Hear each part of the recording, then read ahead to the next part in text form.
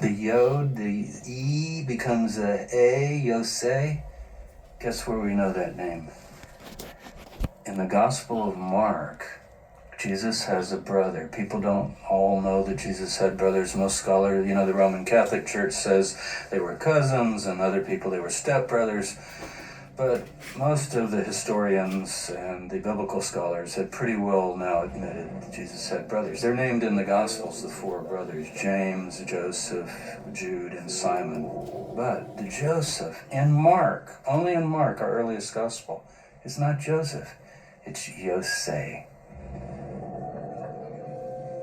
Yosei, or Josie in the English, was the brother of Jesus. But the Gospels don't tell us much more than that.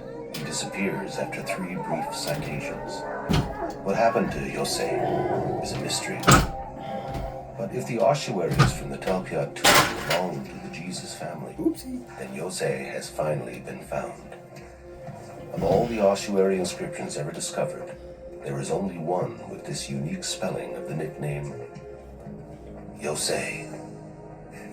Look, it's clear as day, it's Josie.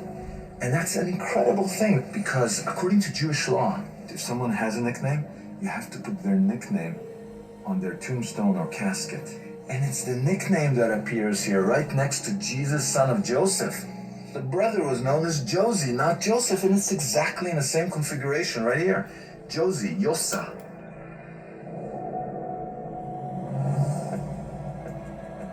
In 1980, archaeologists were cataloging ossuary names in lists of hundreds.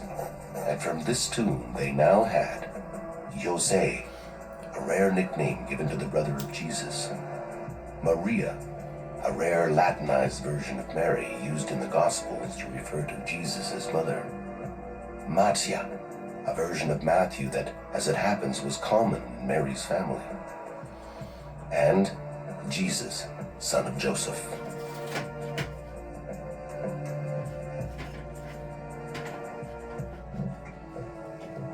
All found together in the family tomb, all cleaned and cataloged, all bone material reburied together, here in an especially consecrated grave outside Jerusalem.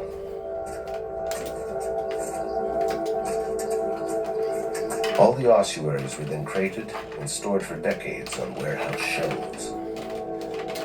Why didn't anyone take notice of these names? You got to remember that the 1970s and the early 1980s was the boom period for the excavation of tombs in and around Jerusalem. So there was suddenly enormous quantities of ossuaries being brought back to the Rockefeller Museum, the headquarters of the Israel Department of Antiquities.